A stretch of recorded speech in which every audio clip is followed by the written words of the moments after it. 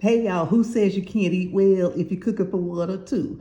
Baby, I got me some dressing with some homemade cranberry sauce. I got me some old school cheap macaroni and cheese that didn't cost me $40, $50 to make. Got me a roasted quail. Got me a piece of a roasted hen. Got some yams. Got some collard greens with some tomatoes. Got some cornbread. The cornbread's for the greens. The cranberry sauce is for the dressing. Got a sweet potato pie in the refrigerator, baby. I'm ready to rock and roll. Yeah, baby, what movies we watching tonight? Y'all go out and make it a great day. Okay, who says you can't eat well if you're cooking for one or two? I say yes, you can. I'm not a gravy person. Typically, you would have gravy on your dressing or gravy on your meat and stuff. I'm not really a gravy person, so I don't do all of that. Anyway, y'all go out and make it a great day, and I will see y'all on the next video.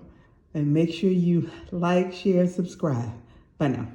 Happy holidays. I'm so thankful. I'm so grateful for you following me. Make it a great day.